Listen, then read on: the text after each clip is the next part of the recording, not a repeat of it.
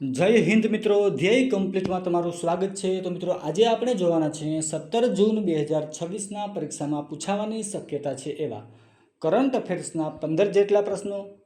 તો મિત્રો જો શક્ય હોય તો આ પ્રશ્નોને તમે તમારી નોટમાં લખી લેજો, જેથી કરીને મિત્રો તમારે જ્યારે પણ એનું રિવિઝન કરવાનું થાય ત્યારે તમે એનું સરળતાથી રિવિઝન કરી શકો છો.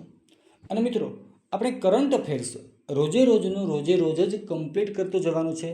મિત્રો આમ કરવાથી તમને ફાયદો શું થશે તો કે મિત્રો તમારે જ્યારે પણ એક્ઝામ આવે ત્યારે કરંટ અફેર્સ તમારે તૈયાર હશે અને મિત્રો તમારે કરંટ અફેર્સ બીજે ક્યાંયથી ગોતવાની જરૂર પણ નહીં પડે. અને મિત્રો કરંટ અફેર્સની નોટ તમે તમારી રીતના તૈયાર કરેલી હશે તો મિત્રો એ તમને વાંચવામાં ખૂબ જ સરળ રહેશે અને મિત્રો એ તમને યાદ પણ જલ્દીથી રહી જશે. તો ચાલો મિત્રો હવે ખોટો સમય બગાડ્યા વિના આગળ વધીએ. પ્રશ્ન પહેલો જોઈએ છીએ. તાજેતરમાં ભારતના કયા પહાડી રાજ્યના અંતરિયાળ વિસ્તારોમાં ડ્રોન આધારિત ડાક સેવા શરૂ કરવામાં આવી છે? તો મિત્રો એ રાજ્ય છે હિમાચલ પ્રદેશ.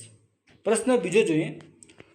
તાજેતરમાં કયા રાજ્ય દ્વારા શિક્ષકો માટે કેશલેસ સ્વાસ્થ્ય યોજના પોર્ટલ લોન્ચ કરવામાં આવ્યું છે? તો મિત્રો એ રાજ્ય છે ઉત્તર પ્રદેશ. પ્રશ્ન ત્રીજો જોઈએ. રાષ્ટ્રીય કૃષિ જૈવ વિવિધતા નિષ્ણાંત સમિતિના અધ્યક્ષ તરીકે કોની નિમણૂક કરવામાં આવી છે? તો મિત્રો એ છે ડૉક્ટર PL ગૌતમ. પ્રશ્ન ચોથો જોઈએ. તાજેતરમાં કેન્દ્રીય મંત્રી અશ્વિની વૈષ્ણવે રાજસ્થાનના કયા સ્થળે 20 kW ના આકાશવાણી FM ટ્રાન્સમીટરનું ઉદ્ઘાટન કર્યું છે? તો મિત્રો એ છે જેસલમેરનું રામગઢ. મિત્રો રાજ્ય કયું? તો કે રાજસ્થાન. મિત્રો આ KWનું પૂરું નામ શું થાય છે એ કોમેન્ટ કરજો. ચાલો આગળ વધીએ. પ્રશ્ન પાંચમો જોઈએ. તાજેતરમાં વૈજ્ઞાનિકો દ્વારા બનાવેલ વિશ્વની પ્રથમ કાર્યરત પરમાણુ ઘડિયાળ કયા તત્વ પર આધારિત છે? તો મિત્રો એ તત્વનું નામ છે થોરિયમ 229. પ્રશ્ન છઠ્ઠો જોઈએ. તાજેતરમાં નીતિ આયોગની ગવર્નિંગ કાઉન્સિલની 11મી બેઠક ક્યાં યોજાય છે? તો મિત્રો એનું આયોજન થયું હતું નવી દિલ્હીમાં. પ્રશ્ન સાતમો જોઈએ.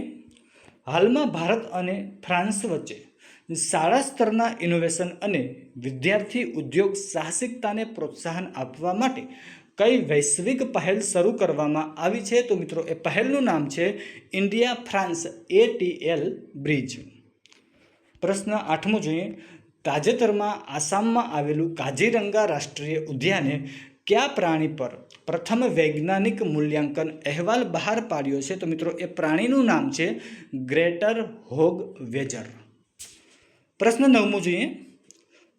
કયા રાજ્યમાં મહિલાઓ અને ધરતીની ફળદ્રુપતાના સન્માનમાં રાજા મહોત્સવ ઉજવવામાં આવ્યો? તો મિત્રો એ રાજ્યનું નામ છે ઓડિશા.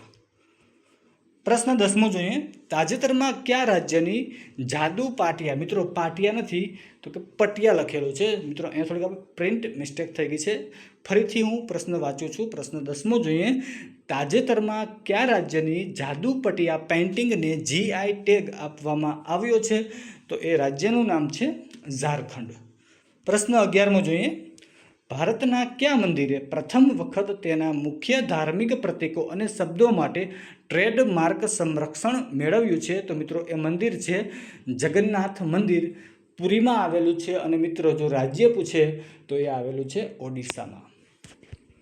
પ્રશ્ન 12મો જોઈએ. અતિ ઝેરી નીંદણનાશક પેરાક્વાટ પર પ્રતિબંધ મૂકનાર દેશનું ત્રીજું રાજ્ય કયું બન્યું છે? તો એ છે તેલંગાણા. પ્રશ્ન 13મો જોઈએ. મે 2026માં જનજાતિ ગરિમા ઉત્સવ અંતર્ગત ગુજરાતના કયા જિલ્લામાં 33 જેટલા જનકલ્યાણ કેમ્પનું આયોજન કરવામાં આવ્યું હતું? તો મિત્રો એ ગુજરાતનું રાજ્ય છે. સોરી મિત્રો, ગુજરાત જ એક રાજ્ય છે, ગુજરાતનું નહીં રાજ્ય.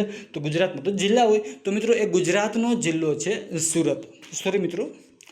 પ્રશ્ન 14મો જોઈએ. SCO સિવિલાઇઝેશન ડાયલોગ ફોરમ 2026નું આયોજન ક્યાં કરવામાં આવશે? તો મિત્રો એ રાજ્ય છે કલકત્તા.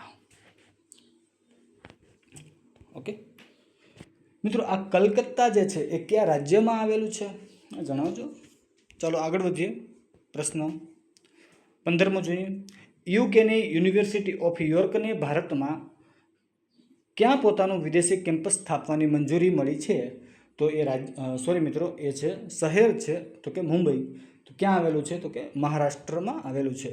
તો મિત્રો આ હતા 17 જૂન 2026ના પરીક્ષાલક્ષી કરંટ અફેર્સના 15 જેટલા પ્રશ્નો.